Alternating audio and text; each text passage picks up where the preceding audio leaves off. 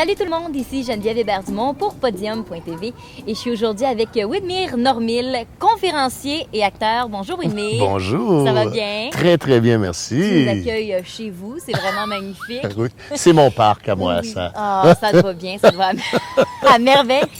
C'est excellent. Sur ton site, ça parle en 91, tu as été victime de rage au volant.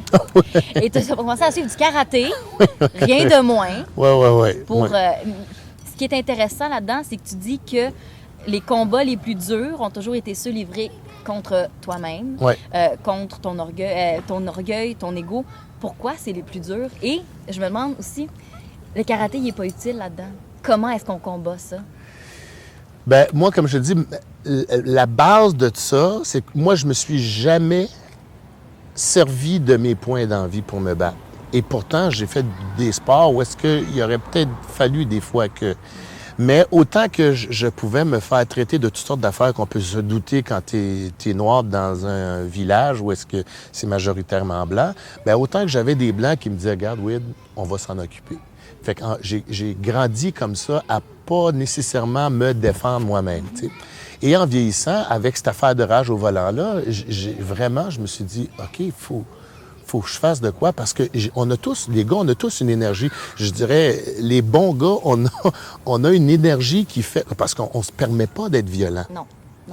Les bons gars se permettent pas. Mais si cette violence-là, à un moment donné, là, j'allais dire trigger, et sollicitée, écoute, ça peut être profondément dangereux. Fait que je me suis dit... Et là, je sentais qu'il y avait quelqu'un qui avait touché une corde sensible et j'allais exploser. Puis juste avant d'exploser, la vie a fait qu'il a fallu que je m'en aille, puis je me suis sauvé, je suis parti en courant, tu sais.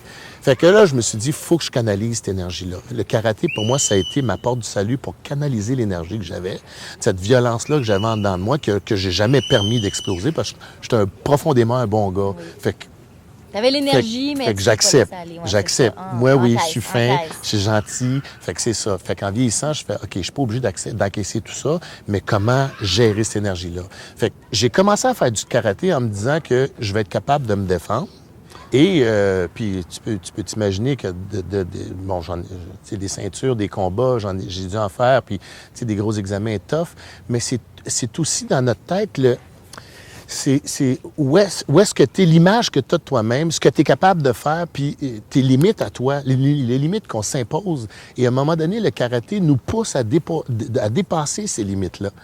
Et c'est pour ça que les combats les plus durs que j'ai dû faire, c'est pas nécessairement avec un partenaire, mais c'est avec moi-même. C'est avec mes limites que je m'imposais. Me dire, je peux pas aller là, je suis pas capable de faire ça. Puis à un moment donné, tu fais... Puis le prof qu'on a, Kiyoshi de la Chopa, nous amène à nous dépasser, qui fait qu'on fait, Colin, là, 4 ans, 5 ans, 10 ans, j'étais pas capable de faire ça. Là, je suis rendu là. Mais ça s'est pas fait dans la violence. Ça se fait un peu comme je te disais, là. Ça donne à rien d'ouvrir jusqu'à 10. On peut juste ouvrir à 2. On laisse le temps. Ah, on peut ouvrir à 3. On laisse le temps au travail. On va à 4. Mais c'est ça que le karaté, ça fait.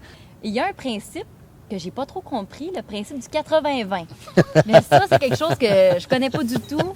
Ça m'intéresse. C'est un principe qui est très, très simple. Puis on peut appliquer ça dans plein de choses. Moi, la façon dont je l'applique, c'est que ça prend 80 de travail et 20 de talent.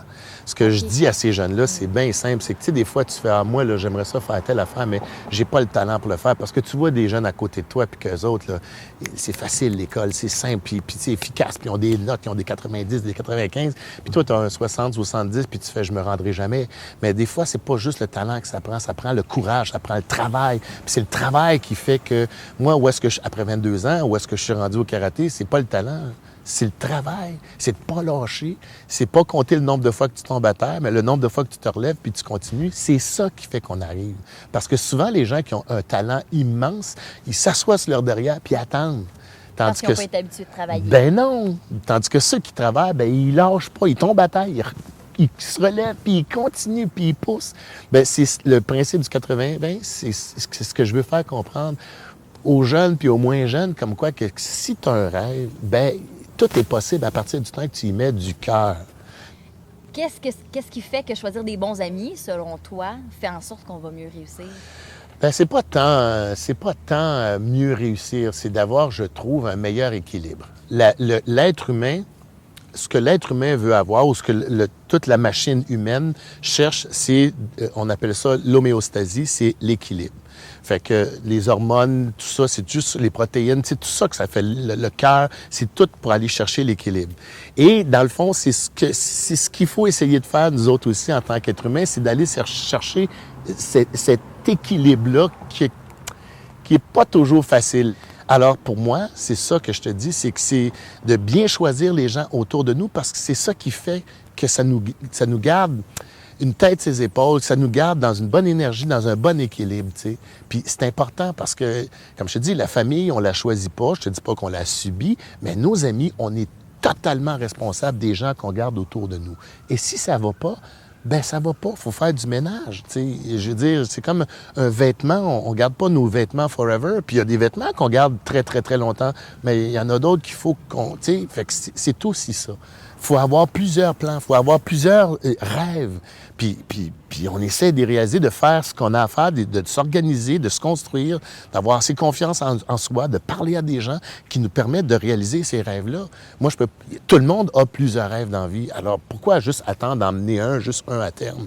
On peut en avoir plusieurs en même temps, puis comme avoir plusieurs livres qu'on lit en même temps, tu sais. Merci.